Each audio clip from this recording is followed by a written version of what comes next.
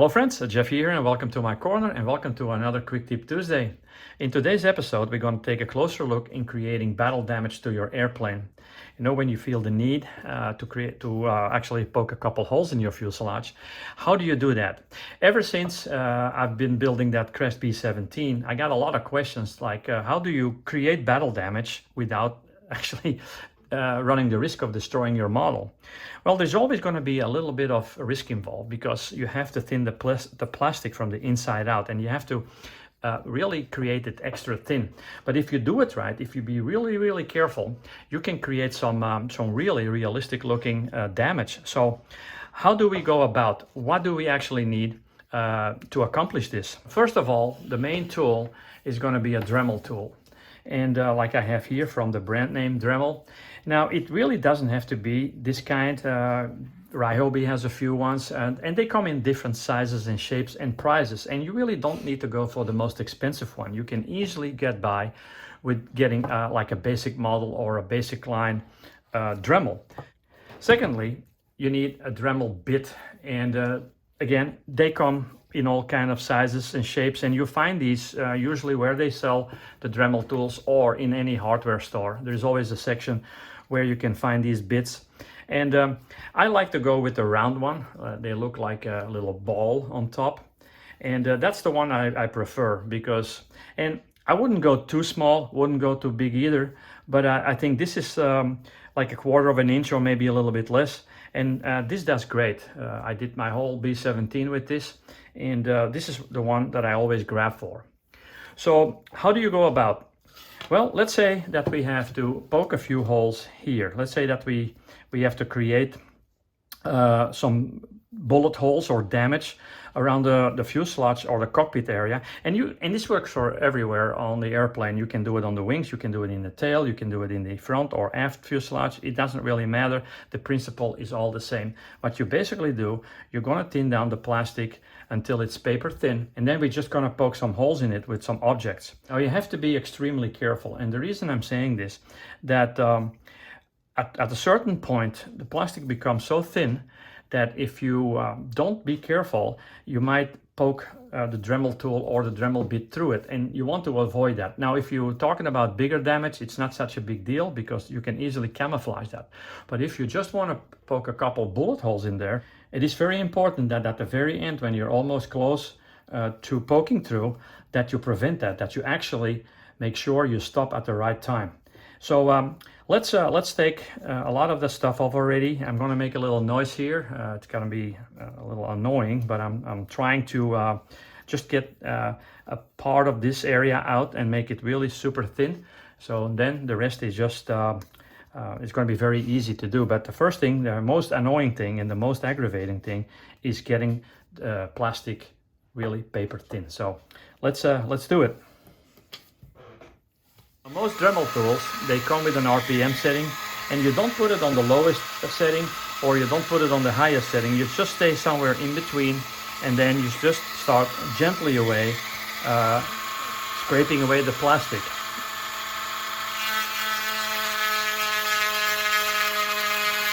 Again, it is very important that you be very careful, take your time, be very patient, and just get a feel for it. I always like to put my fingers underneath there so I can really feel when I get close to pushing through. And always try to stay in motion. Always don't keep it in one spot.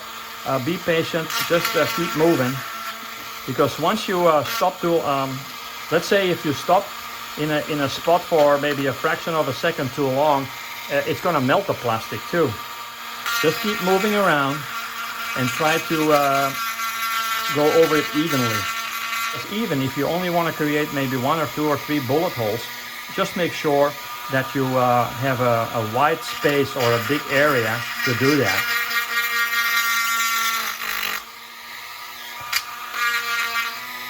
Now, like I mentioned before, it is somewhat important to put your finger under there so you can feel when the drill bit is getting closer and closer of poking through the plastic. And I can already start feeling it, but I still need to go because there's still a lot of plastic I want to remove. Very easy way to check this if you see that if you come close of pushing through, is to hold your piece of fuselage or your wing or even the area where you're working on and hold it to a light source, hold it to a lamp or something, and then you can easily see where the areas that needs a little bit more sanding or scraping, and then also it will show you where you're almost getting close of pushing through. So it's very, very important that you do that regularly, so you don't get you don't make the mistake of basically grinding too long, and then eventually you're going to push through. So keep checking it. Once you think you're almost there, just keep checking. Hold your piece to a light source, and then you have an idea how far you still need to go.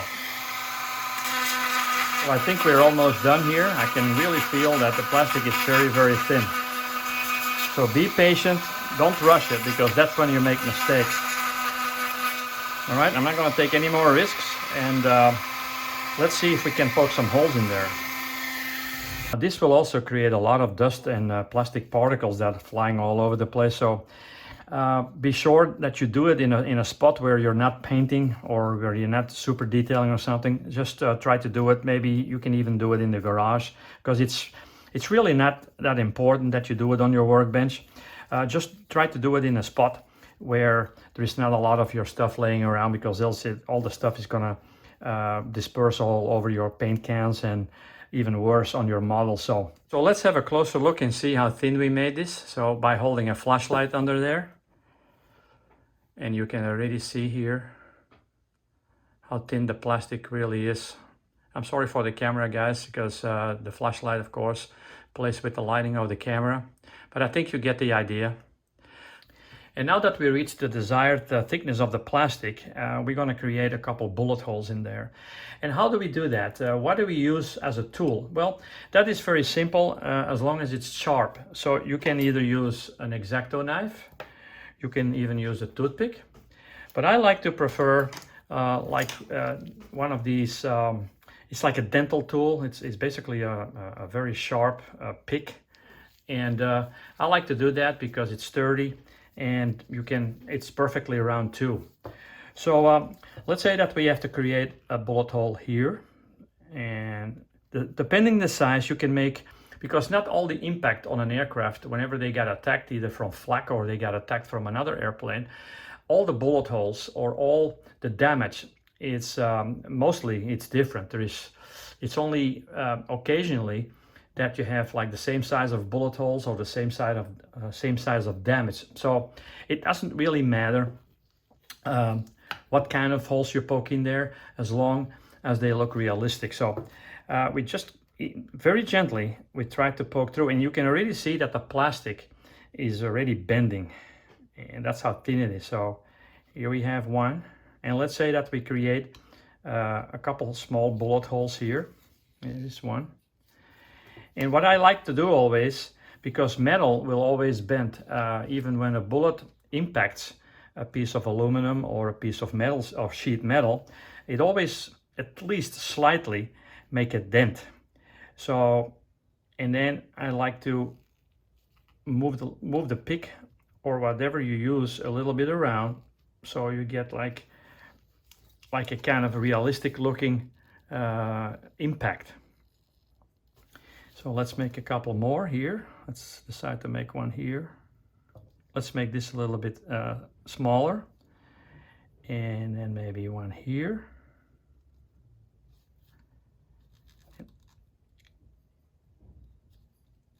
Also, you can easily, with this tool, you can easily regulate the way that the bullet has impacted the direction of, or the path of direction of the bullet. If it comes from here, from the downward, you can hold your pick like this here, and just make a little, and then just kind of make an indentation like this. And that means that the bullet or shrapnel came from the bottom. You can do the same thing on the top. So let's make a little bit of a bigger impact here. And you just have to move your tool around and try to create as much realism as you can get. Study pictures, There's a lot out there. You can see a lot of, or you can find a lot of pictures on the internet where there is actually battle damage, or at least bullet damage in airplanes or shrapnel.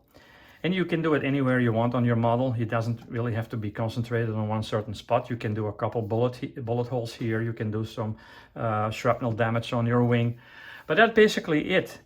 Now, of course, in more extreme cases, like for instance, let me show you this with the B-17, where there is a lot of shrapnel damage and there is also a lot of impact damage from the crash landing.